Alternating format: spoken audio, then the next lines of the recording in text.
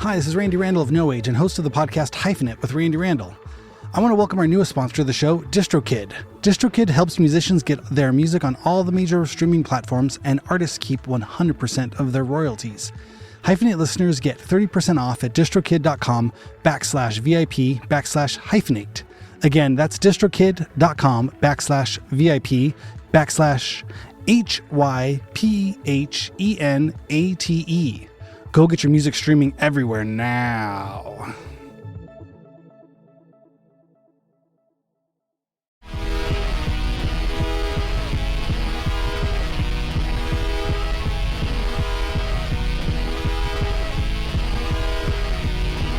What's happening? Thank you for tuning in to Hyphenate Halftime, our Monday wrap-up show. This is the show for Monday, November 18th. We're talking about last week's interview with JC Gabel from Hat and Beard Press. Aaron Farley. How do you know JC Gabel from Hat and Beard Press? Oh, man. He's another I should say Aaron Farley's my co-host on these shows. If you're just joining us, if this is your first halftime, welcome to the party. Jump in, the water's warm. Every Monday, I and my co-host Aaron Farley talk about last week's interview that I do that come out every Thursday. Sometimes we talk about last week's interview. Usually, most of the time, it's like, who am I kidding? Dad stuff, Halloween, Home Depot. This is the Home Depot roundup. Politics, Spotify, you name it. It's the whole gamut. So JC Gabel. How do you know Mr. JC? I first met JC actually on a shoot for David Black. Okay. Or David Black was doing a shoot for one of his books. I believe it was the first one. No, it was the second book that David put out, I think. That was a lot of the highways, car scenes, like kind of traffic scenes. Amazing book. I should just go get it. But they actually asked they were looking for people to shoot who had kids. And so I ended up going down there with Lila and Towns for the afternoon, and we were in some of the photos. Oh, that's cool. And then like standing on, I feel like the photos that made it were that we were standing on the top of these cars, and they had the cars looking like they were underneath this big freeway overpass, and it's just kind of backlit, so it's we're kind of in the shadows. It's really beautiful. But anyway, we got to do that for a couple hours, which was cool. And JC was there because JC, the book was coming out on Hat and Beard. And so he and his wife and 2 kids were there. And so I met him originally there, which was awesome. And of course, he's just a force to be reckoned with. I feel like the first time I talked to him, interview. He's like, "Oh man, yeah, I know, yeah." And I think at that point we had we were done with the gallery. The gallery was no more. But I had a studio at Jeremy and Claire's place at that XIX Studios. Also, if you need to ever book a small studio on Eagle Rock Boulevard, Glass L Park, it's a great place to shoot. Big shout out. But I had a space there, and then David shot some stuff for his book there, I think for the first book. And they actually had live rattlesnakes, and they had these like rattlesnakes. I think this is where they shot the rattlesnakes were like going over these big aerial photos of Los Angeles, and maybe Los Angeles or the desert. I don't know. I think, but anyway, and he had live rattlesnakes in there, and you could hear them from outside, like because they were in a big studio, so it was a big cavernous studio, and you could hear these rattlesnakes rattling from across the street. It's crazy. But anyway, so we talked about, I was like, oh yeah, I have a space there. And, oh yeah, David, oh my God, that book is so amazing. And JC is just like, that's where it started. And then we started talking about photos, and I don't know. I think he's just a lover of everything, art and photo and music. And then also he did While You Were Sleeping. And so I knew some of the people from and like Roger Gastman and all those people, that old graffiti people. So he just knew, whatever he knew. I know 10%, and he knows 500% of everything.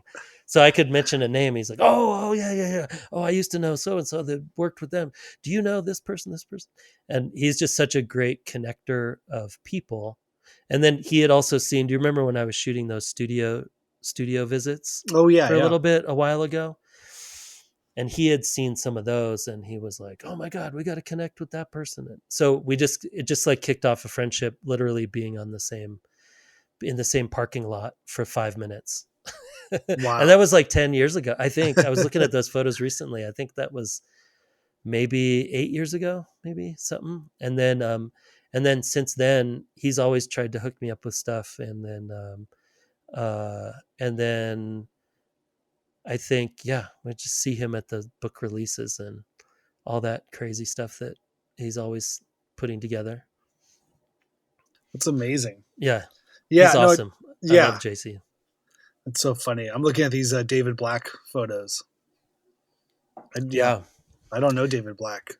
Oh, you know? These are great photos though. Yeah. He was a photographer in Los Angeles for a long time, kind of in the same circle, music and music and art circles that we were all Mm-hmm. in those days. And then he actually started taking all of his commercial money that he was making in commercial shoots, and then he was using it to produce art shoots. So he would take all that money.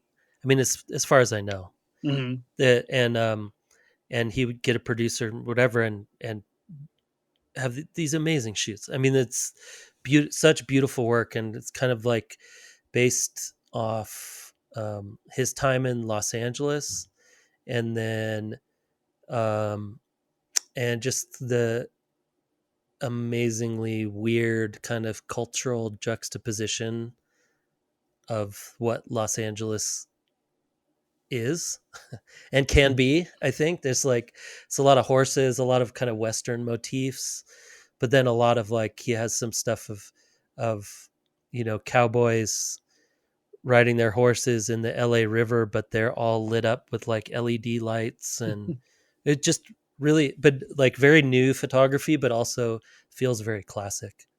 So he would take a lot of his commercial. I mean, whatever. This is what I'm assuming. Sure, His sure. commercial success.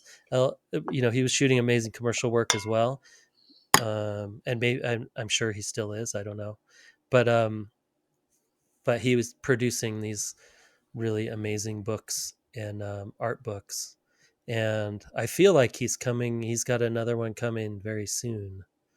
Not, I don't think it's on Hat and Beard, um, but I don't know. JC is just in that world, and I feel like that might have been one of the first Hat and Beard art books. I could totally be wrong, but I feel like um, David's books were the things that kind of kicked off some of the interest, because I think his books did pretty well. But That's so cool. I mean, I feel like I'm definitely learning so much in doing these interviews oh my with god, all yeah, these people, and just kind of the whole like vibe of the art book as like as a document or so. You know what I mean? It really is. I don't think I quite have my head wrapped around it fully. To understand it. yeah, But it's something beyond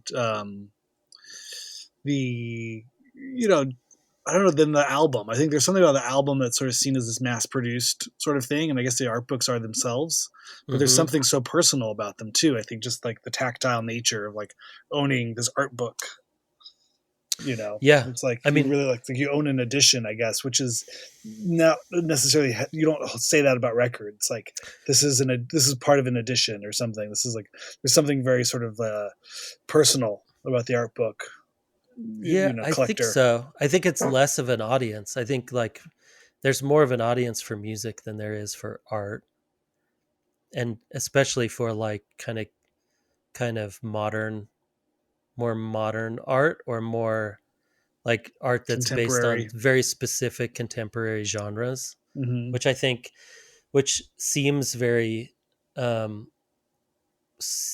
seems obvious when you live in, say, LA or New York or something. You're like, yeah, of course, art books. And because there's all these galleries around and there's all these people doing amazing stuff. Why wouldn't you have all these art books? And then you go 5 minutes out of town and you go, oh, yeah, right. This is a very specific thing to these like little, or, big cities, but that have these little pockets of people doing interesting things that are only known about by even smaller pockets of people, but that might have like cultural implications, because you get the like Kanye Wests who find Cali, and Cali does a whole series of things for Kanye or whatever, and he's just like a guy in the scene, or whatever, and knows a guy and knows someone, and these little tiny scenes get blown up by these big artists or these big things, and no one even knows where it came from, or like, so I do think that those, I think, and the book fairs are exhausting. Have you ever gone to like a book fair? Oh yeah, yeah. Yep. You walk around, you're like, oh, this is so exciting. And then 15 minutes in, you're like, oh, my head hurts. Why does my head hurt so bad? This is hard. This is difficult to look at all this stuff and connect with all these people. Yeah, but you see all those people that really, like, it's niche, but there's so much of it. You go to the book fair, there's like, what, 40,000 different books probably? Sure. I think I always felt intimidated in the sense of like, how do all these people know about art? Like, how is this? Was this just a thing everybody knew? Like, when did everybody get an art degree? I had no idea. It felt like I see so many people there, people that even had running their own art book presses. I'm like, how does this work? Like, when you guys know enough to just publish books about art? Like, you guys know things? I don't know. I don't know anything. I would look at stuff and go, okay, that's cool, but I don't get it. Like, how? Well, this is a lot of work, and who buys these things, and what's going on, and why? Like, and how do you have the authority just to make stuff? I guess that's almost nobody. Almost nobody buys them. Everybody loves to look at them, but I'm so confused. But I think what is cool. I think we talked about this last week too. It's like, what's cool about art books is that it is a way in. It's like music is. Music is like anybody can listen to music, right? Like you can, especially now with Spotify and everything else, it's like, it's all you have to have is ears, right? With music. But with art, it's different because a lot of it does have to do with the physicalness of like, if you want to see a Van Gogh, you have to go where there's a Van Gogh. There's not that many people where there's not that many places that have a Van Gogh, Mm-hmm. And so, but with Led Zeppelin, you don't have to go see Led Zeppelin. It's like Led Zeppelin exists everywhere, and like music exists everywhere. And I think with the interesting thing about art books is it does make it available for people who are like, well, I'm never going to get to the Louvre, so I might as well get a book that has the Mona Lisa in it, Right. Or whatever artist. I'm never going to see.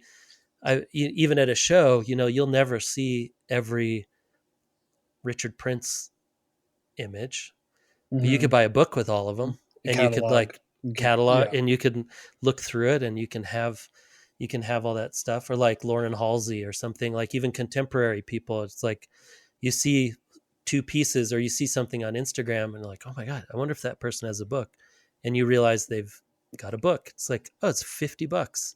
I could spend $50 on someone's whole art, like process of career. Artwork for 10 years, their whole career for $50.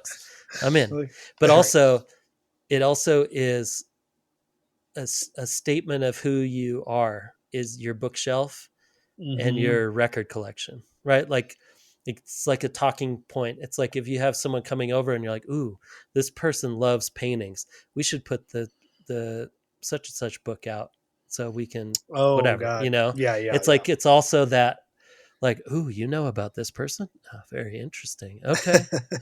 Touche. It's your social media before social media. It's like it's your top 10 top on 5. MySpace or whatever that was. What was that? Top 10, top 5? Did you make it in the top 5? That's so funny. Yeah, definitely. I mean, I think it's I think it speaks to just also like the nature of art with capital A art is, you know, the pieces themselves are so expensive. Yeah. But then there's also the other version of like, well, you could see a photo of it online, like which is nothing. So the art book sort of in a way I think encapsulates something in between that, you know, Yeah. something that's a little bit more modest and but allows you that feeling of ownership. But it is not as ephemera as like, oh yeah, I looked at your Google. I just did an image search and I saw all your stuff. Like the idea of seeing like I could see an artist's whole catalog of work. It's like, yeah, it's also called, you know, Google. You can also see an Yeah. artist's whole thing. You know, you don't have to Yeah. pay anything. It's all free. Most, Yeah. you know what I mean, of people of note like that in that kind of way. But you don't really own it. Again, it gets to that thing of like, oh, but you don't really get to say it's part of your collection of books. Yeah. You know, so the high price and then the low price or something kind of in between. But you're right, with in the sense of music, like hearing a Led Zeppelin song on YouTube or on Spotify, you're hearing the song. You Yeah. know, so some would argue, you know, Neil Young would argue, you know, the MP3 is not the song. You know, that's not, if you're not listening to it on a Yeah, Ponyo, man. you know, the FLAC wave Yeah. or so, you know what I mean? Then you're not really hearing it. But you know, the idea of music, the reproduction of music and the low value of music, you know what I mean, or the low financial value of Mm-hmm. music, you know, it's just free, it's just out there everywhere. Yeah. Um, doesn't really, you know, the idea of like, oh, I bought the record. Okay, well, you must really be a fan, you know, and then you have, Yeah. you know, but there's not the like, the records aren't, you know, $5,000. Or, no, but I Yeah. guess you could go see No, somebody play. You could spend $5,000 to sit in the front seat which is of a crazy. concert, which Yeah. is sort of maybe that's your like owning the piece. Like I saw them play Totally. in person. I was in the front row seats of the Yeah. thing. So maybe that's your high art or your high price ticket item, I have an and then there's autographed guitar pick. sure, yeah. I bought a poster with But the that's not autograph. Or even the, that's I took like a a selfie with them or something. right. I paid extra for the meet and greet afterwards. I paid Yeah. $2,000 to take a picture with them and have them sign my poster. Yeah, That's but amazing. I think it's a weird one. Art is, I mean, especially photo, and we got into this more last time, but that really even, you know, if you're looking at an art book, say, and you're looking at paintings, Mm-hmm.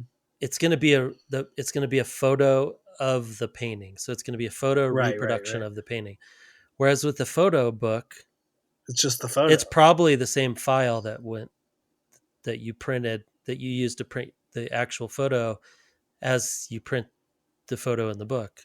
So Right. you really are getting a very similar, not size wise, you know, it's probably smaller than what it would be on the wall, but you're getting what could be the closest reproduction of the actual a print that you would see in life, in a book. So, and you know, and you get more of them for less money. So, which is That's why I great. think Yeah. photo books is almost its own thing. You have art It's a books. new category Photo of books are yeah. like its own thing, because I do think that, especially nowadays, I do think that it's gonna be the way that a photographer is gonna make, I don't know, make money. I don't even know if you're gonna make money at books, but probably get to a wider audience than actually having like a show. Because Mm-hmm. Michelle was just saying the other day that, you know, Annenberg Space for Photography closed down. And you're like, wow, how bad do you have to do when an Annenberg thing closes down? I mean, they have billions. Like that must have been extremely unpopular and unprofitable, you know? What was it? It was a photo gallery. Yeah, it was a photo gallery. I mean, it was, Okay. from my, it was weird. It was a little weird. It was like a round building, which is weird to Mm. show images in a round space. I think is a little weird. But it also was on the lot of CAA, like Oh, the okay, yeah. management. Beverly So it's like, Hills or something. yeah, like, or Westwood, whatever that area is right there, Mm-hmm. like Miracle Mile kind of Okay. area.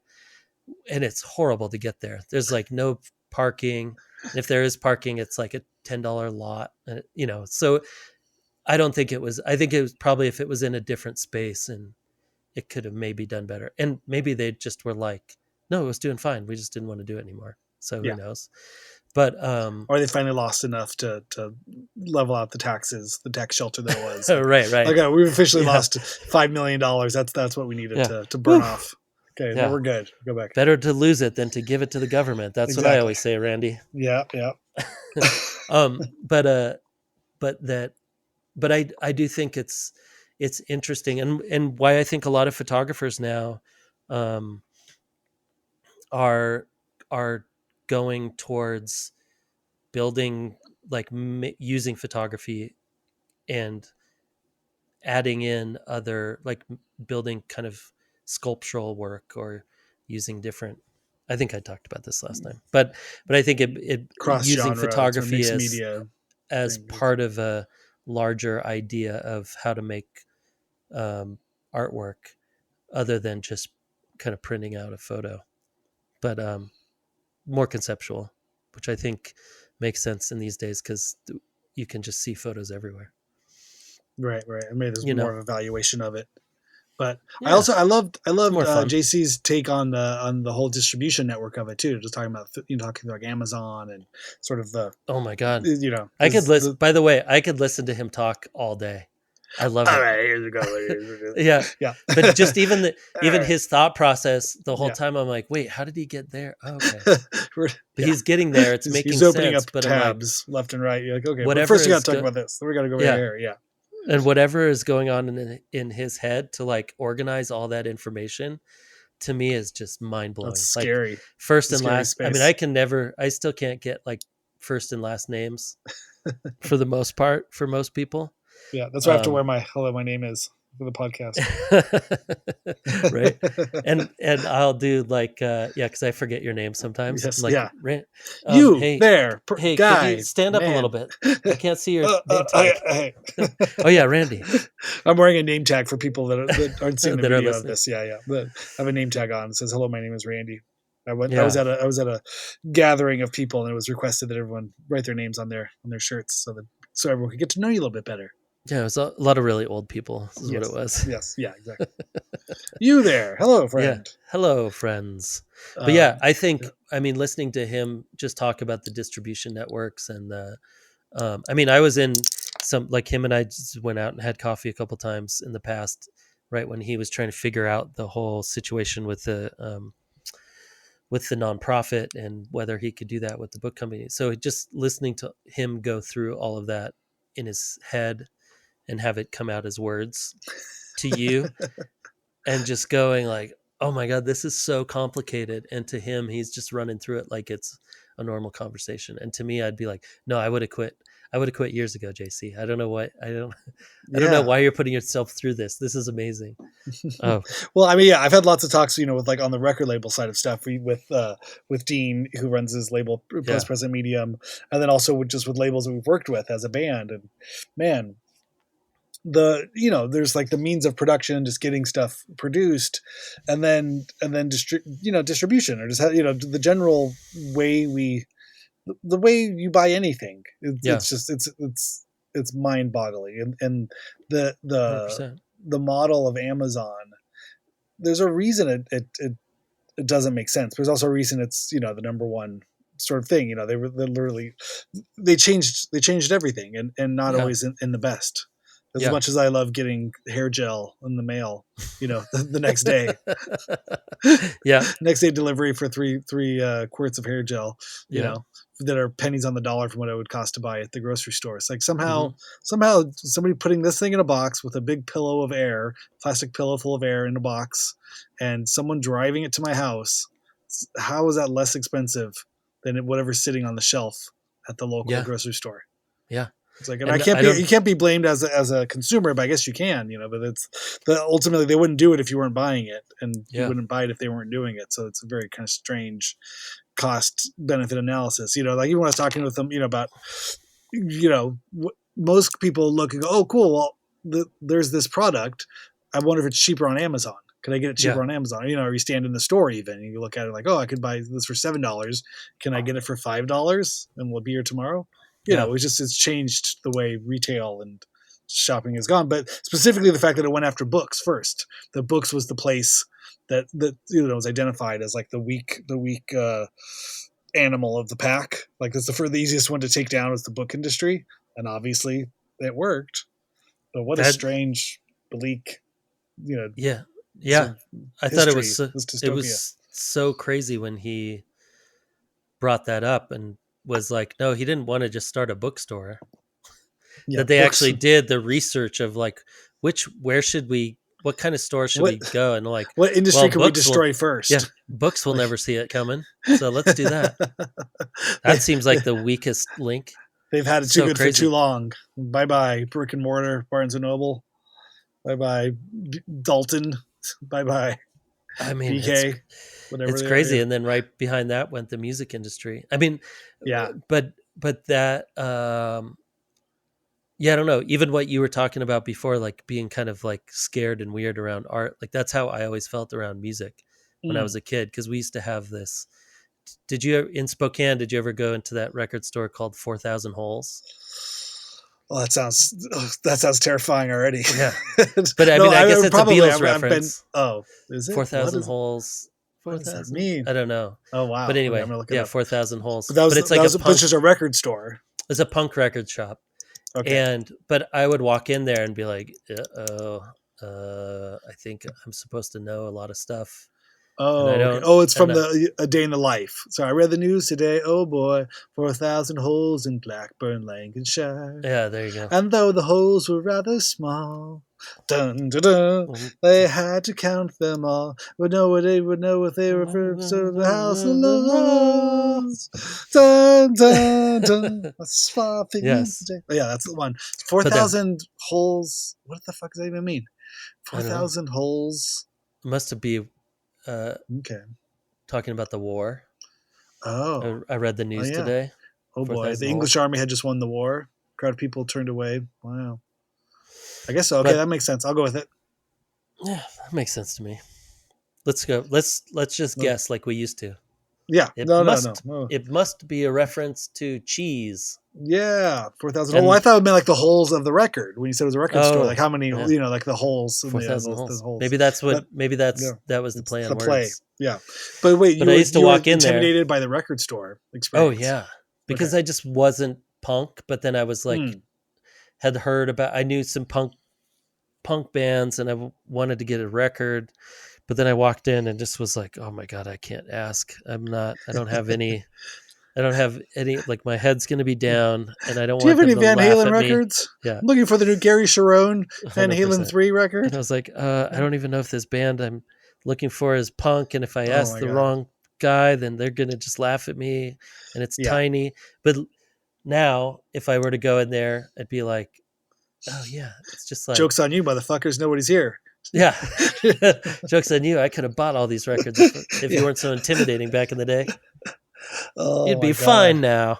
Yeah, the record store. For some reason, the record stores never seemed that scary. It's always. I mean, I don't know. Maybe because my mom had records, and then I had older brothers. So I'd kind of Yeah. go in there and just the flipping, the clickety clacketing of flipping the CD things around. I mean, I'm that age, You but probably even kind just of knew what was cool, too, because of I your don't know if I brothers a knew. I little don't know bit. if I knew what was cool, but I knew what I Had a wanted. little I mean, confidence. I guess so. I don't know. I was looking for like the Simpsons, Simpsons sing the blues. I had that on tape. You know what I mean? I knew I That's wanted amazing. the new MC So this, Hammer Adam's yeah. Family Values soundtrack. Yeah. I See, I was needed fine the going things into like Barnes or wherever. like What was Music it? Plus, Sam Yeah, Goody. I was Was fine in yeah, those. yeah, But yeah, yeah. this was like the little Tower, I tiny guess. hole in the Oh, right, record, right. hole in the That's hole in just the wall, intimidating in like a general. Yeah, little tiny yeah. spot. It's But it designed is. to But I be do feel off-putting. like most people feel that way about art Right. now. Well, I Like see. a Right, gallery. right, right, right. Like they Oh, won't yes, walk. of Like course. if they walk into a gallery and be like, "Yep, nope, I don't even Right. care if I like that Don't painting. touch I anything. don't I don't even want to know if it's sneeze a on real this. painting, and I don't know." I mean, we Yeah. used to have Are people they when going to we make had fun our of me? Yeah. goofy little gallery that was all like, you know, artists, and maybe their first show or first or second show mostly, and then a lot of people who had never been in shows before, and friends and skateboarders and whatever. It's like trying to make things as accessible as possible, and still people would walk by it and be like, yeah, come on in if you want to look. Like, oh no, I don't know anything about art. Like, well, you But don't yeah, have to know nobody anything. does. They're like, no, that's okay, it's okay. Yeah. It looks cool though. Looks cool. Or just having parents come by with their kids. Be like, well, how much does it cost? It costs no. Oh, You to just come walk in. inside. Oh Wait, yeah. it's free? I thought it was like a museum. Like, no, it's a gallery. It's the same thing, right? No, not at No. all. No, this is free. Trust me. Please come in. Yeah. I would love to see It's someone free. walk through here today. No one's been in a week. It's free to walk through, but you don't want to buy any of these things. It's Yeah, hundreds of dollars for that yeah, thing up there. You don't want that. yeah. But Yeah. it's just so intimidating. The hoity-toityness of it all, like the white walls and the like. Well, there's only 5 pictures. It must be really important. You know, I that's really remember funny. I went to the giant robot post-it note show. I think that was the first Oh time I ever yeah, bought art off of the wall. I bought a Matt Fury post-it, and I don't know, it was that's $25. awesome. Yeah, It was those incredible. And shows were I awesome. really liked Matt Fury, and I really liked the thing. And they literally like took it off the wall and gave it to me. And then I got it framed. The frame was probably $50, So cool. But it was awesome. I Like thought it was just really fun, and twice as expensive as the art. yeah. Yeah, that's in general how most art works, right? Yeah. The frames are always, at least double, if not triple, the price of whatever the thing is. But yeah, I thought it was so cool. That was the first time I ever bought anything from like a gallery or from like an art show. And I So think cool. it was one of those, like, okay, that's cool. I can do that. And I've bought things since, but it's always that funny feeling like, wow, I just bought this thing. And like, oh, did I spend too much money? Is that why I got so excited? I got caught up in the fun of like being in an art gallery and Yeah, buying something, totally. putting a little dot next to a thing on a wall. Yeah. But usually it's friends things, you know what I mean? It's that kind of fun stuff of like Was things. that gallery that was on Glendale? Which one? The giant robot one? Yeah. No, I went to Or one was that it was at on their Sawtell, that their like studio or their office space, I Oh, it was guess. actually their gallery. Got it. I guess so. I mean, this was I don't know, whatever Yeah. years that 20 was, years 2000, ago. 15? 15, yeah, something like Yeah. that, probably 15, 16. But yeah, that was cool. There was but the thing that was speaking of being intimidated, it was like like guitar stores. When you said Oh my music, I was God. like, oh, like you're music vibe, like instruments. I remember going to Guitar Center as a kid and just learning and stuff, and I was like, those guys are such pricks. Yeah. The West Covina Guitar Center is just really just like, oh, how unfriendly and how like intimidating. Like, you want to play it? You want to plug that thing in? And they give you the chord and the pick, and they kind of Yeah. stand there. First, let me check it out for you. Okay, Yeah. yeah, cool. It's in tune. Here you go. And they give it to you, Yeah. and like, you can't really Yeah. play anything on it. Just feels so stupid. Oh, I wish I knew that. I didn't even know how to play that. But I remember for years, but that like bad. But I knew I wanted to play guitar enough that I overcame that feeling Yeah. of like, and then I'd have to go back in to get strings or like get something. I would have to blow money, and you're like, oh man, why did I spend so much money on a string tuner or a string winder or something? Yeah. You know what I mean? Or I don't know what it was, or like, but going in there, I definitely felt intimidated, and it was a beautiful moment. It was somewhere in my like mid-20s, of like going into a Guitar Center and getting exactly what I wanted and leaving and not feeling intimidated. It was like Yeah. it was such a good feeling. I was like, fuck these guys. They don't know what they're doing. You're They like, suck. I've made like, I'm it. just gonna, yeah, officially like don't give a Emotionally. shit. Yeah, I had to grow into this moment of like, yeah, I want guitar. Oh yeah, you want guitar strings? Yeah, what size? I'm like 10s, Ernie Ball 10s. Well, I think these 11s are even better. Like, no, No. no, I said 10s. 10s. This is what I know what I want. I know what I came Yeah. here for, and I know how much they should cost. I only play on it's like- stage with 10s. Give me the 10s. Or something. Or like, I need the orange medium Tortex Yeah. pickup or picks. That's it. Like, yeah, but have you tried these scalloped, ones? Or like, Nope. this one's got really good grip for your fingers. And you're like, no, I want those ones. I think that's what it was. I had to do it long enough to know what I liked or what I wanted or what the thing was. And so I couldn't get talked into something else by some dickhead who was trying to just upsell me on something that was going to cost more and not work as well. Because I think you just fall for that for years. You're like, if I don't know anything, these guys are somehow quote unquote experts here. They got long hair and look like they all got kicked out of, some version of, I don't know, Judas Priest or I don't know, Yeah. Metallica or Well, something. back then you'd see them just like smoking right outside the front door. Super intimidating. They had like a leather vest on. They'd always have a The leather worst, vest on. It's a like white shirt, the like a worst people loose white ever. shirt underneath, like a pirate. Like What I that. did, I didn't Go ahead. understand. I didn't know the term Musicians Institute yet, or I didn't know. I didn't know Well, what the. LA is crazy though, because that like in the 90s, even when I first got here in the early 2000s, still music stores, like if you had a job at like Hollywood Guitar Center or the Oh, Sam Ash across the sure. street or the R.I.P. like Sam Ash. Mesa Boogie That was a or good place. I respect yeah, Mesa Boogie. the Yeah, Mesa Boogie place or what was the black Black the Market. black market, Oh yeah, like they were those, awesome. That all place of was those great. places. And Insane. but even like even Guitar Center, that was like a cool job. Like, Mm-hmm. oh yeah, I work at Guitar Center. And it was still it was still like the 2000s. It was starting to like, I don't know, the internet's coming, guys. But it Well, was still like, you have an inside story with Guitar Center, so I don't want to disparage I any do a Guitar little. Center stuff. Yeah. Well, no, but no, please disparage all you want. But but but I think what was interesting is that was a really cool job. Oh, And then once it started kind of teetering on like, oh wait, people are buying guitars online, and they didn't have any control over their prices anymore because Fender was like, we're selling way more through Amazon than we are through Guitar Center. So good good luck, luck, Guitar guys. Center. Yeah, Yeah. I mean, I feel like that's when I was there, that was happening. Like there was Sam Ash was not their biggest competitor anymore. They were like, no, Amazon is everybody's biggest competitor, and we're all screwed.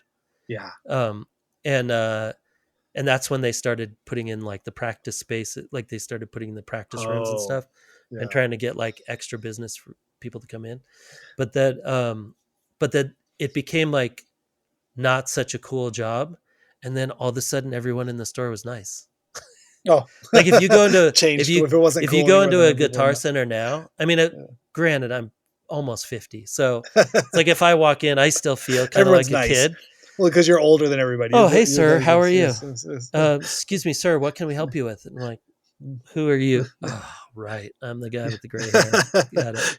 You're the guy with a credit card and a Damn. mortgage, so Yeah. therefore you could actually buy. They're like, You have oh, spending power. would you like the key to the room with the The vintage room. $4,000 Martins, Yes. Yeah. sir? Even though you're wearing a hoodie and Dickies Sure. and Yeah. some old Crocs, you might have You never money. know. We don't know. Yeah. You don't Oh know. my god! I remember going into the Hollywood Guitar Center up in the drum room and seeing Adam Sandler playing some like V drums, and and he Oh my dresses god. like Yeah. some Basketball shorts. shorts and and a dumb shirt, but it's really just like whoa, like he could buy the whole store. That's That's Adam amazing. Sandler. Like the sales guys are just stoked. Like yes, And Adam he's just Sandler. walking Let's by and go. he's like, you know what, guys? I want to go play some drums. Yeah, I'm Adam Sandler. I do whatever I want. yeah. And then he's probably playing next to some little kid who's also just like playing just as loud as him. Oh, he's on It was V great. drums. That's It was right. great. Yeah. Yeah, yeah. But no, but I mean, it's one of those Guitar Center. Not I think the idea of being able to have a brick and mortar where anybody can walk in and get their hands on an instrument is great. Yeah. You know what I mean? I think that's a good thing. All of the years of my personal beef of of feeling intimidated and being bullied by Yeah. minimum wage 20-year-olds in the Yeah. 90s for me not knowing anything and asking dumb questions and then giving me a hard time. That that's not worth their whole business model going down the tubes for. However, No. however, them going through hard times and whatever that restructuring, all that stuff is, it's like I just feel like it was sort of the blockbuster to the mom and pop thing. Totally. You know what I mean? Where it's like, the death of retail cannot happen to a shittier company. You know what I mean? Like, way to go, guys! Like, yeah, like, oh wait, no, we're having a hard time. It's like, oh yeah, really? Like all the mom and pops you put out, like you weird big corporate behemoth that you thought no one could ever touch, that you guys thought were the coolest. Well, guess what? Now no one goes to your place anymore. Because I think that was how the Blockbuster always sucked, but they had such an air of superiority. Like, oh, get the new videos here, and the thing I was like, yeah, we used to have a cool video, or had a number, or a bunch of small mom and pop video stores that were cool. Yeah, and had personality and was a thing. And then they came in, and then when they went out of business, it was just I was so happy to see the big corporation. And it sucks because then when they went out of business, there were no mom and pops left. Sure, well that's Whereas just it, if right? everything would have just been mom and pops, It probably, I mean, I don't know. I'm sure Netflix would have still come and taken them out too, but Yeah, slower. It would have been I slower. don't know. Yeah, that's the thing, right? It's just the evolution of it all. It definitely feels like, but it's the same sort of thing. I guess it's happening with books and it's happening with music stores, it's happening with all of these kinds of things. It's like if I ever have to buy something, I love. There's a great mom and pop here in Montrose, in the area close to where we live, and it's awesome. It's called a True Tone. No, what's it called? What's it called? Look it up. It's a great little spot, and it reminds me of like kind of small town guitar shops. Grayson's Toontown. That's what they're called. Mm, Awesome. They're fantastic. If you're ever in northern Los Angeles, they're great. I yeah, just bought a guitar from them. The last two guitars I bought, I just went in there and got it. And they're awesome. that bass. Yeah, the bass 6. Yeah, It's yeah. I so much mean, fun. I love that. I think, and it is interesting because I think that with the guitar centers and the Sam Ash and all that, and having the corner on the market, it became harder for those uh, small guitar shops to even get like big name guitars. Like it was harder for them to sell Fenders and Gibsons, and because they couldn't keep up with so you'd go into those small shops and they'd always have just the weird stuff. They have like the not off brand, but they'd either have like really expensive brands that you never heard before, or they'd have the kind of cheap knockoff stuff because they couldn't get a Fender account because they were too close to a Guitar Center. Yeah, it's a trip. I remember like even like on like the skateboarding side of things, like the mom and pop skate shops had to have like a minimum order they put in, and they had to have like a credit. So because you'd have to buy like like just seeing like the inside stuff from like the on the retail side for like Soltech, and, like America and Ultima and all those things, where it'd be like I remember like telling them like, oh, there's this cool skate shop over here, and I was like, yeah, they're gonna be too small. It's hard because you have to carry a minimum amount of product if you're gonna have an account open with like one of these. But again, that was the business model. That was the idea. But specifically for shoes, it sucks because you can't just have like one pair of shoes. You need to have the range. You need to have a whole size. You have to have all the whole range of sizes of a thing. So I get it because it's hard. They don't want to ship all that stuff and then have returns on those things either. You know what I mean? Yeah. So it's a hard side on both. Especially now, and I think like with the rise in costs of everything, it's just. I mean, I'm getting so many emails from like accountants and everyone. So guys, everyone's upping our fees this year, and I'm like, oh, of course, yep, right. And just to keep up with inflation because everything else costs more. So yeah, and okay, well, there goes my money. right, yeah. Right, and like I think every company is doing that too. Of like, yeah, well, a skateboard has been like $60 for the last 40 years. I think like the first deck that I bought was a Christian Hosoi Mini in 1987, probably 86, 87. And I think it was $60. I think just the deck was like $50. And the whole setup was like 130 or something. Which, in those days that was like 200, might as well have been 230. Yeah. But I feel like a setup is still the same price. Isn't it? Isn't a deck like $60? I think a deck is $60 for a normal hard. Whatever. And I'm like, well, they haven't even raised their prices in 50 years. No wonder.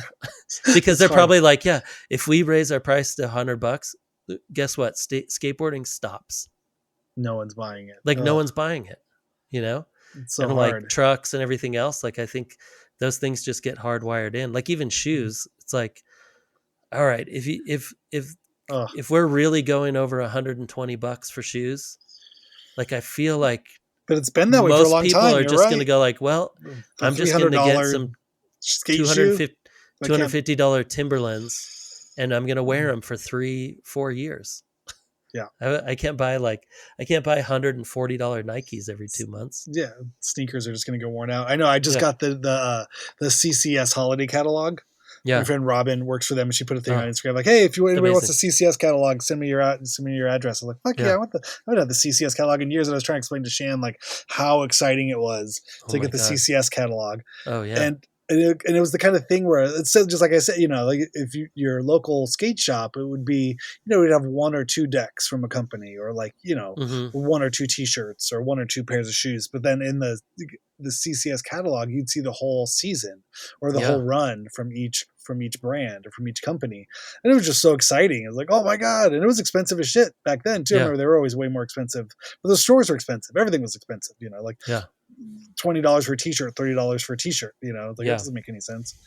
But it was cool. I was excited to look through it all. I was like, oh, this is cool. And then all like the weird promo items, and there's like somebody's making a baseball bat, and just all like the weird, like just things you could get. And because you couldn't get a company's catalog, like they weren't sending those things out.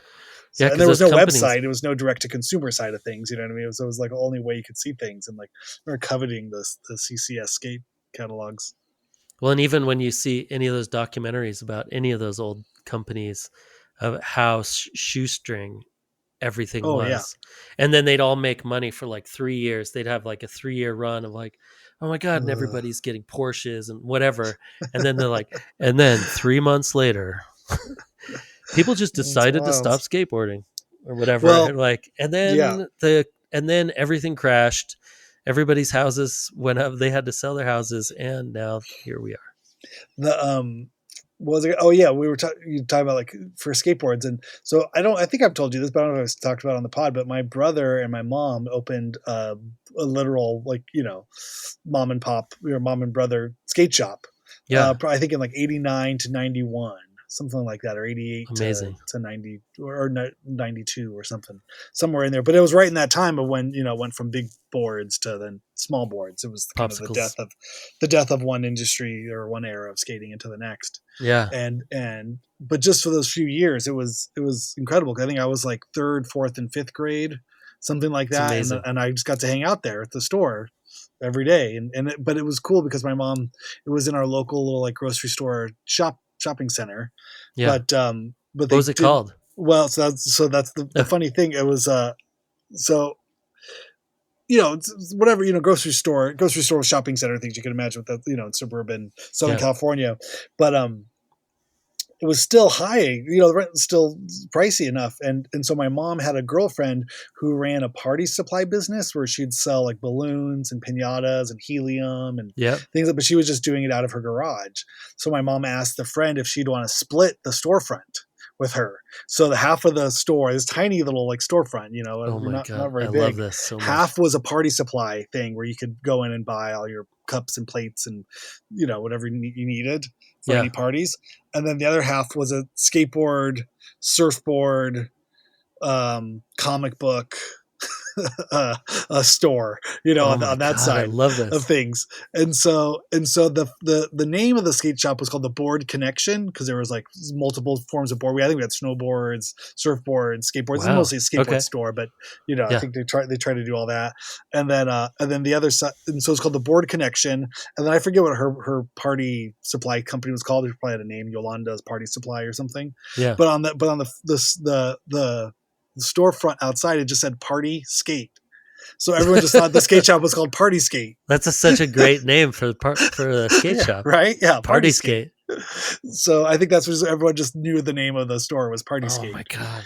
So did you get like kids coming by and then like skating outside? Well, so it was a hang. As far as awesome. my recollection as a 3rd to 5th grade or whatever, 9 to 11, it was all, it was a total hang. It was a thing. And my brother had just graduated high school, so he still had all of his buddies. And like the grand opening, he invited his friends' bands to come play in the parking lot out front, and had all the banners and all the balloons from the party side of it. We always had all had the stuff up there. But then I think his, he would have his band or his friends' bands like practice in there at night. He just had the keys to our storefront in the town, and so I think they did all kinds of stuff. And there was like the era of fingerboards and stickers and everything. We'd go to the trade shows, the action sports trade show things. Yeah. And I loved that as a kid. It was so much cool. fun. It was like, literally living in like not a candy store, but it was a skate shop. Like a movie though. You're like living the Southern California lifestyle officially. Yeah, my mom and my brother have a skate shop, and I'm just playing music and hanging out, go to record stores.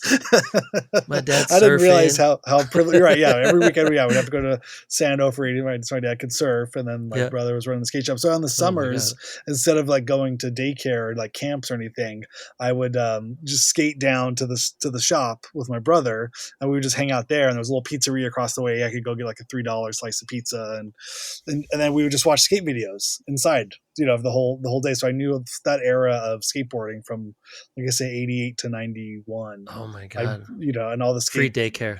yeah, all the skate decks, all the things, and all the stuff, and That's and the awesome. comic books. For some, my brother was into comic books too, so then I would just read like X-Men, Wolverine, Spider-Mans, and things from that era of stuff, and it all just seemed so much fun.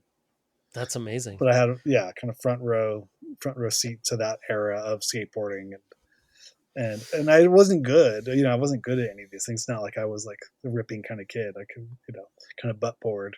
But then it was later when I got into like kind of finishing junior high that I was, and then skating had evolved into this new kind of street skating thing. I was like, okay, this is my era. Because I think that was the other thing too. As a little kid, it's like I didn't want to do my brother's thing. It kind of felt like that was theirs already. Yeah. The ramps and the things in the pools and ditches and that that sort of style of skating was theirs. But then but then there was this new sort of thing was happening. But now by 93, 94, I was like, and I was becoming a teenager myself. I was like, okay, these are cool. You got like, these little tiny wheels on. You're getting like hitting gravel all the time. Hitting little gravel. Eating shit. Yeah. Yes. But that was just spending hours, spending 6 hours a day trying to kickflip. It's like, ow, just hitting myself in the shin. Like, okay, kind of have a shove it, and it kind of flips, but it doesn't really, and sliding out. And I think I learned to ollie the summer between 7th grade and 8th grade, and I lost like 60 pounds from just like trying to ollie in the summer. Oh my God, I remember learning how to ollie. I had a Veriflex when I was learning how to ollie. Oh, with the tail. What do you call it? Like the plastic tail piece. Oh yeah, like skid pad or skid pads or whatever, and the rails and all that stuff. Yeah, pick guard, the nose guard. Yeah, yeah. Oh my God, that's so funny. Yeah, we. But that was the good thing about skateboarding is you really didn't have to be good. No, like you just had to be able to hang. Like you had to be able to ride. But even then, like you didn't even have to be able to ride. You just had to kind of know what board have was a skateboard. Cool enough. That was it. Just have a skateboard. And and you just had to get your way into a board or something that was kind of like cool, or that had your personality to it, whatever that was. And there was always a skater that had like that you could be like, oh, I like that graphic, or I like whatever, and that just was your thing for like a year or two until your board either got too waterlogged or like you left it outside too many times, or it just like it got the tail became a razor blade. It would just cut your toes off. Or like every time you'd ollie, like one of the little pieces of laminate, like the little chunks of laminate would come out. Or you try to ollie and your tail was just so soft that it just wouldn't even pop touch up. the ground. Yeah. Yeah. We didn't have that much water down here. You guys probably had more water. Oh my God. Our boards would get so waterlogged, and you'd get the mud kicking up because you'd go through we didn't have and any you just get a little bit of wet street, and then you'd get the mud marks on the bottom underneath your wheels. And then if you didn't wipe it off, that water would just seep into the board right on the underside of the wheels. It's the worst. The sponge. And really, I would have like a board for. Had moments where I skated a lot, and then moments where I didn't. But also, like during the winter, until I lived in Pullman for college, is really where I picked up skating again. So it would have been fall of 93 to probably 95. And we had a lot of parking garages. So then, there you go. So then when it was winter, we could go in the parking garages and stuff. And that's why I came to LA, because I met Travis Keller, who was in Moscow, Idaho. And him and his buddies would make these skate videos called Capital 7 Films. Him and his buddy. I mean, it was just like all these kids from Moscow, and they ended up like Joey Fountain ended up moving down here originally, and he ended up becoming a filmer, and then started this company called Robot Food with a couple other people, and then they ended up being like big snowboard filmers for a while. And his brother Louis Fountain rode for K2 for years, and he was in that crew of kids that were just making these goofy, before Jackass, kind of Jackass like skate videos. And then they would make them, and then I had access because I was in college, so I had access to a digital lab. So then they had done their first couple, and they were just like editing them on VHS tapes. So they had like VHS editor, Mm-hmm. because Oh God, someone's yeah. mom or dad worked at You can put University of titles on it Idaho. and like Yeah, and they star could put wipe. titles, and then they do like the wipes. Yeah, totally. And then I was taking a website building class, and so we were learning how to make like Was it animated GIFs. video toaster? Yeah, something like that. I don't know. But then and then somehow they were using that for something. I don't know. But then they would send those videos into Thrasher, and they started getting reviews, and they were like, wait, we just got a review in Thrasher. It's like we got like a 3 out of 5 stars or whatever. They were really good videos. But and the only reason I met those guys was because I was taking photo classes, and they were skating, and I was like, hey, can I take photos of you guys? And then, So cool. yeah, we ended up being friends. And then 4 years later, I was in LA, or Travis had moved down here, and then I ended up down here. But it's funny though. I think like skateboarding and music are the two things that kind of I followed somewhere. Like, or that made Well, me yeah. like that gave me a reason to go somewhere to do something. It's like I'm like, well, I guess all the bands. I mean, Travis was the one after he went to LA, and he came back up to visit when I lived in Portland. Him and his buddy Marco came through and stayed at our house. And he's like, "Oh man, if you want to shoot bands, you got to move to LA."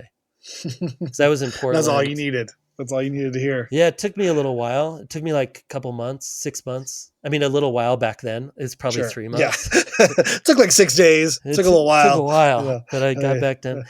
But he wasn't wrong. I mean, Portland, if you're in, you're in. But there's probably two or Smaller three town. photographers who Smaller, really scene. had the kind of lock on everything. And in LA, it was just so open, and there's so many people doing new. Also, like the ability, everybody was so excited to do new things. It was always like most people weren't scared of new, where I think like most other places, new scares everybody. Yeah. And for something about LA, that new is exciting to most. You're new here. That's great. Welcome. Yeah. And I guess that's probably it. Like so many people are moved to LA from somewhere else that especially in their 20s. Yeah. They're like everybody like, oh yeah, I just moved here from Colorado. Oh, I just moved here from Illinois. Still, Indiana. I mean, whatever. Even at the kids' school, we switched schools not too long ago, and I was at a dad's thing, and I was talking to people like, and I was like, I grew up here in Southern California, and they're like, what? Like, you're the only one here. Like, everybody, we're all from this place, for that place, for this place. Still people are moving, from different places and starting, with their starting the families or bringing the families or doing different things. It's hilarious. I was going to say the thing with the skateboard. I remember I stopped skating because I like dislocated my shoulder, and that kind of was a lifelong issue of bad shoulders. Mm-hmm. But I would still keep pushing around. I remember like the last really good fall I had, where you were saying something about, but like I would cruise like in college. But I remember I had like a heavy backpack. I had like all my books for like college, whatever I was doing. And I was skating from the parking lot to class, and with a backpack full of books. I don't know, 50 pounds of books. But I'm like, okay, because I'm going to skate. That's easy. It's better than walking. I could, I'd still push around. I just wouldn't like do anything crazy, so I wouldn't dislocate my shoulder. But I remember going and then hitting a rock, and I was good at fall. At that point, I knew how to fall, but I didn't take into consideration the inertia of the 50 pounds worth of bags in the backpack. So as I'm going forward, I'm kind of was going like, okay, I was going to stop my fall, but then the backpack came with me at full force and full speed behind me, and just hit my head into the pavement, into the concrete, and I remember just grinding my head like this, like my forehead, just like into the thing with all of the books like pushing me and like landing on my head, just rubbing my whole forehead, just having like the Oh my gnarliest God. like road rash thing on right in my forehead above my eye, and like into the eyebrow kind of thing, like fuck, and then having to get that's the up and like worst. pick rocks out of it, and then go into class for the rest of the day. I was like, fuck, this is just 7 a.m. I have like a whole day Yeah. of class, and I need to like fuck, I was bleeding. Oh my God. just so scraped up and like on my face. It just the was worst- it was like beginning of the year or whatever too. And I was like, okay, I can't do this on the And the skateboard. worst, This is you walk in with all that, and you're all, it's fucked. like blood everywhere, and you're holding a skateboard, and everybody just looks and goes, Yep. "It's college, buddy. You can get rid of the skateboard." You know, that's their first. That's the first thing. Like, how'd you get into USC if you're still like skateboarding and you can't skate? Like this is it. Yeah, this is what I was. Yeah, destined. That's such a good first scene of a movie. Oh yeah, like I'm not in the right place. Like excited. I'm not supposed to be here. Like, I guess not. Like just More Than a Feeling is playing in your headphones. And you're like, more than a feeling. Record scratch. And then you have to walk in, and then the whole class, it just goes silent, and everybody looks. It's just like, yes. Yeah. And then the title, Skate Days. Skate Days till death. Skate or Die. It'd be called Skate or Die, and it's a horror movie. Oh my god! Yeah. Oh man! College horror movies. Skate or Die. Skate or Die. Yeah. Skate and Die. Sorry, it'd be called Skate and Die. And Die. There we go. Perfect. The killer looking, just murdering all the skaters. We just wrote that. Perfect. None that of our was us. listeners. Please don't make that. Yeah. Or if you do, just give us credit. Or just give us a job on it. Just hire us to be PAs. Yeah, welcome to Pitch Meeting. Yeah. Yeah. This is our new podcast is Pitch Meeting with Randy and Aaron. Yeah. Just steal all of our ideas, we give us jobs. Yeah. We'll pitch movies to you, and if anybody wants to steal it, just go ahead and come back to us once it's getting made. Once you have $1 million, like you could have the idea for free. Just hire us. We just need the health insurance from the unions. Yeah, we just want 5% of 5% gross. That's it. No, I'll take a day rate with a little bit of union health insurance. I'm good. I don't care. I luckily have my union health insurance. Oh, okay. So okay. So I will now. You can have my health insurance plus. Yeah, Randy. We'll double it up. We'll double it up so Randy can get a PPO. That's what I need. Yeah. Oh man. All right. Well, this is a good one. Next, this Thursday, we have Brian Ray Turcotte. Oh, amazing. Yeah. I always never know if I'm saying his name correct, if I'm pronouncing it right. But Brian Ray from Kill Your Idols and Fucked Up and Photocopied and you're actually pitching all these people that I have photo history with, which is great. Amazing. Yeah. Great. We'll save it for next Monday. Yeah. I got hooked up with Brian through Clint, actually. Oh, well, there we go. That makes sense. Yeah. Because there's a Clint Woodside connection with Brian. It's a small world. Yeah. So Brian will be on this Thursday, and then we have Dorothy Perret from Dope Press the following week. So I have all the publishers in. Amazing. I would love to have more publishers. I would love to have more arts and books and things. So if anybody out there has more ideas, we can internally pitch, but maybe we do another one of these next year too. This was a lot of fun putting together, and I realized it's like a turn over a rock. You start to find more people making more books. This is the one that you should pitch to do live at the art book fair next year. Yes, let's do that. How do I do that? You should get it. I feel like I mean, I know a couple people, but I feel like printed matter. Printed matter. Do a live. Do one of those like a symposium. Hyphenate with with four guests, like a panel. Okay, I'm in. Yeah, let's do it. Yeah, I'm in. Just mention it to JC. He'll hook it up. just put it out there. It's like whisper. Yeah. What do they call whisper down the lane? Just whisper it around JC, and he can hook it up. Yeah, I feel like that'd be super fun. I would love to do that. And I also want to be honest. We're like, I don't get what any of you do. Like, I like that. How do pitch me. Yeah, pitch Randy your books. Why art books? Yeah, why books? Yeah. Why books? Yeah. I know. I wanted to call it like Publishers Clearing Month.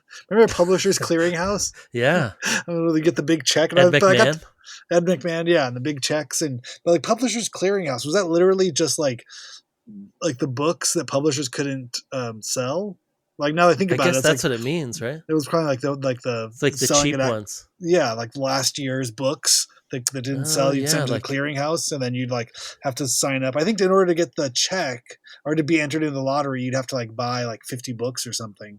You'd have I to think you sign up just- for something in a Publishers Clearinghouse, like Right. thing. You just had to be part of the. I think I The feel like it club, was a and they'd monthly. just ship- Was it like they'd a ship monthly? you books, maybe. They Yeah, just ship you stuff. yeah. There was so much stuff like that. Like 10 when we were CDs kids, for $1, remember 10 CDs for a penny. yeah, and selling magazines to make money for your Oh, school. Remember that? Right. Yeah. You'd get yeah. like, and you'd be so psyched when they would get like the skateboard magazine. They'd get like the crappy one. They would never have Thrasher or anything. They would just get like What was like what was Transworld, the one? Yeah. and then We you'd be could like, say whatever, Transworld's I'll not take it. it. Transworld, and That's amazing. you know, it'd be like $10 for the year. Yeah. That's amazing. I still get Guitar World. I subscribe to that. Like, I think I subscribed to I that love 5 years ago, and they just keep sending it. Like, I don't know. I if got- it, like I got tape Wired op. magazine, Oh, that's good. which Sounds is like I fun. thought I was getting for free for like 4 years, and then I all of a sudden I was looking at my bank account the other day. Oh. I'm like, why does it say Wired magazine? I'm like, oh my god, wait, I've been paying for this. Maybe I'm paying for the It's Guitar a World. yearly subscription. It was like $50 or something, but it was for the Yeah. year, and I'm like, oh, I'm the sucker. I'm the sucker that thought they were getting it for free. I'm the I one thought I was that getting they it for free. Maybe I haven't checked my. It's time for me to check my. Go back and check the they did records. the algorithm just, and I I know. fit perfectly in there. They're like, there's some He'll people never out know. there that will see this and think it's free, and then they'll never check their bank account on the one day that we. Yeah. It's like it'll They know go the- 5 they know years, the and then data he'll see it, charge. and then Yeah. he's so used to getting it, he's like, Ugh. what's 50? Okay, fine. Well, $3 because a month. they send the envelope in the mail. I'm like, ha! I'm not paying for that. Like I see Yeah. the renewal notice. I'm like, I never send these renewal cards in, and then they just still keep sending the magazine. How does this work? That's great. I've thwarted them once again with my smarts. We're the only ones who figured Yeah. it out. Awesome, man. All right, well, have a good one. Everybody have a good week. You can write us at hyphenate@gmail.com. You can find Aaron Farley on Instagram at Aaron Farley Photo. Just Aaron Farley. At Aaron Farley. Yep. You can find me at Randy's Randall, at Randy S. Randall on Instagram. People ask me that. They're like, is your Instagram handle Randy's Randall? I'm like, no, it's my middle initial, S, Yeah. for Steven, Randy Steven Randall. It's like, oh, I thought it was like some weird like perv thing, Randy's Randall or something. I'm like, oh, what? You're like, that's weird. No, it's That's- short. It's the same idea as Randy's Donuts, but it's just Randy's Randall. It's Randy's Randall. Okay, Yeah. sure. Anyway, that's me. That's Aaron. That's where you can find us. You can go to distrokid.com/VIP/hyphenate. I think I saw somebody sent me something that they're trying to like bust their union or trying to do something shitty. So I don't know. Maybe I Oh, don't know if it's really? still gonna be yeah, Oh, I know. I feel like that's a it was- bummer. I know I was gonna cut one of those new like DistroKid things, and I was like, wait a second. But I also didn't do enough. This was around like election time, and I didn't Yeah. I didn't really have enough energy to like chase down more news about bad things. I was Yeah. like I have enough bad news just coming out of the screen at me. I can't Yeah. go searching for more bad news. So Yeah. we'll find out, to be determined. To know more. But if you know any more of those things, write us at hyphenatehalftime.com. If you know anything, write us. Let us know what's up. And buy all Um, the Hat and Beard books. Buy all the Hat and Beard Book. Oh yeah, we got what was it? Framley. Oh, yeah. Did you listen to the part where Friends we and got family. Framily. Framley? What was it? 30% off? It was some Yeah, gnarly it's like crazy. I'm discount. like, yeah. no wonder you're not making any money. kidding. Just giving out that Framley. That's like amazing. It's free. So yeah, I use know. Framley on Hat and Beard. Framily. That Pulp book looks good. There's Yeah. other great books. I mean, I'm There's honestly so many just, good ones. yeah. I got my Deadbeat Club coffee subscription Yeah. coming up. I'm Yep. so happy I subscribed to that. And I Also need, buy all the Deadbeat Club books as well. Oh yeah. It's great stuff. It's fun. It's fun to support good people. So yeah, Brian Ray coming up on Thursday. We'll see you I'm then. excited for that one. Yeah, it'll be good. All right. Take care, man. All right. See See ya. ya. You too. Bye.